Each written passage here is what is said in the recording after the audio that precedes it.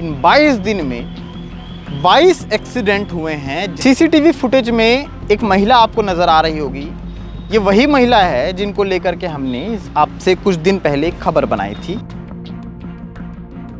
आप देखिए किस तरह से गाड़ी जो है गाड़ी लगनी देवी पर चढ़ गई और उसके बाद गाड़ी जाकर के आगे जाकर के रुकती है।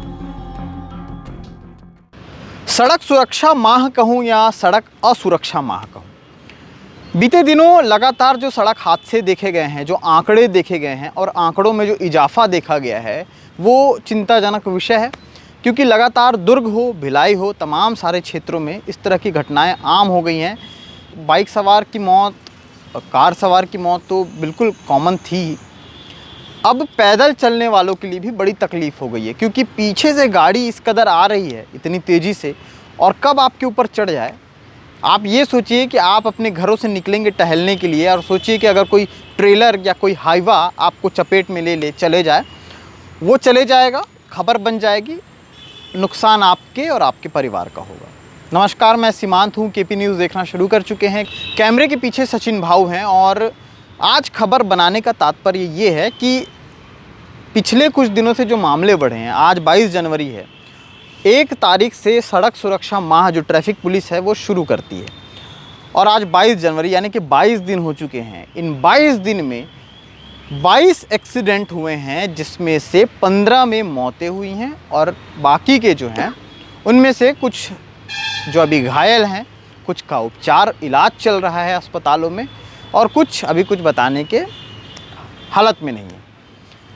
पिछले कुछ दिनों से लगातार 3 दिन से तो मैं लगातार इस चीज़ को कवर कर रहा हूँ, चाहे वो सौम्या तिवारी 23 साल की सौम्या तिवारी की मौत हो, चाहे वो फिर लगनी देवी जो 65 से 70 साल उनकी लगभग उम्र हो गई थी उनकी हो, चाहे एक मासूम बच्चे की हो।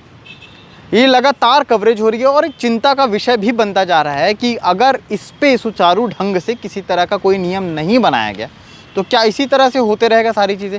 इससे पहले एक और हुआ था नेहरू नगर में। नेहरू नगर जो चौक है, जो जहाँ पर मतदान वाला जो एक लोगो लगा हुआ है, वहाँ पर भी एक ऐसा ही हादसा हुआ था। वहाँ की तस्वीरें हमने आपको दिखाई थी।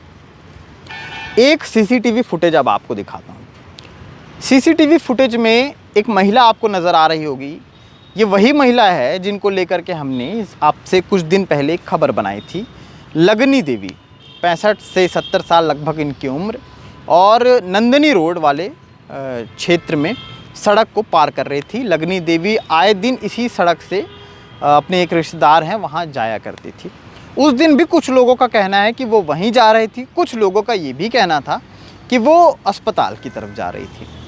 अब आप क्लियरिटी से एकदम देख सकते हैं वीडियो में लगनी देवी किस तरह से इधर उधर देखते हुए सड़क को पार करने की कोशिश में है, ताकि कहीं कोई ऐसी घटना ना हो जाए। वो ये सोच के, उनके चाल ढाल से साफ जाहिर हो रहा है कि वो बिल्कुल सचेत और बिल्कुल अपने हिसाब से उन तमाम सड़कों को पार करती होंगी कि कहीं कोई ऐसी स्थिति ना हो जाए। अब इधर उधर देखने के बाद जब वो सड़क पार कर रही हैं और अपने ही सड़क के एक कोने के भाग तक पहुंचती हैं, और उसी दौरान ये पीली रंग की जो गाड़ी आप देख रहे हैं, ये गाड़ी, ये पीली रंग की जो हाईवा है, रेत की लोडिंग थी इस गाड़ी में, लोडिंग वाली गाड़ी थी, और यही गाड़ी जो है लगनी देवी को चपेट में लेती है। और उसके बाद देखिए किस तरह से, हम उस दृश्य को नहीं दिखा सकते, उसको हमने ब्लर किया है, लेकिन वो स्पीड देखिए।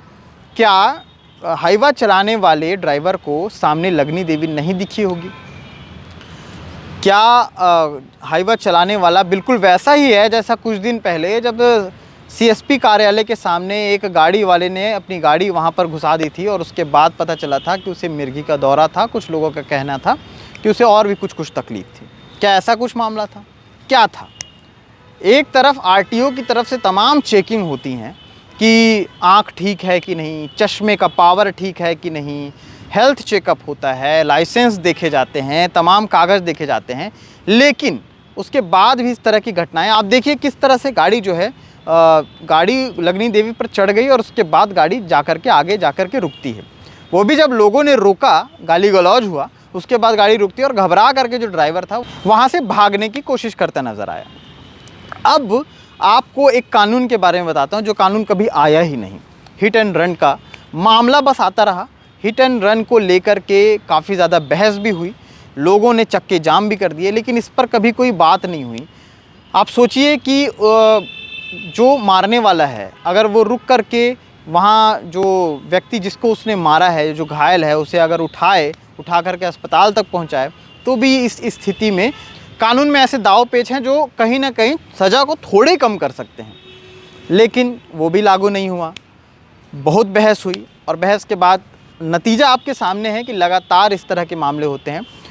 कानून में ये भी था कि अगर आप किसी को मारते हैं और उसके बाद अगर गाड़ी नहीं रोकते हैं तो आपके ऊपर जो है सज़ा का प्रावधान ज़्यादा रहेगा। अगर रुकते हैं, उसे अस्पताल तक पहुंचाते हैं, ये कैसी स्थिति में होता है? जब आप किसी रात के समय में सफ़र कर रहे हैं उस रोड पर और किसी को आप ठोकर मार देते हैं, वहाँ पर आसपास और कोई गाड़ी नहीं है, जब उन्हें उठा करके आप अस्पताल तक पहुँचाते हैं तो कहीं ना कहीं आपके लिए कोई ना कोई तो ऐसी चीज़ें बनाई गई थी जिसमें आपको थोड़ी सी राहत मिल सकती थी, लेकिन वो भी नहीं हुआ।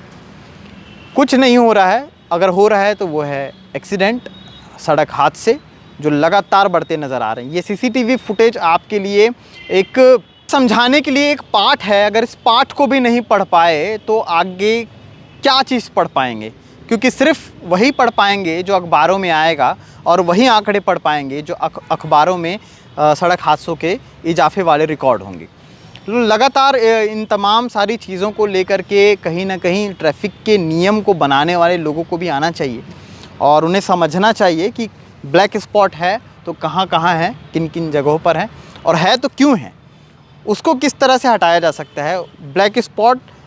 ब्लैक स्पॉट ना रहे उस पर कैसे काम किया जा सकता है, इस पर भी थोड़ा सा सोचना विचारना, क्योंकि हो सकता है कल के लिए हम दूसरों के लिए खबर बना रहे हैं। आए दिन हो सकता है इस तरह की घटनाएं हो रही हैं तो कल को हमारे घर से कोई उस जगह पे हो, हमारे कोई रिश्तेदार हों, तो कैसा लगेगा।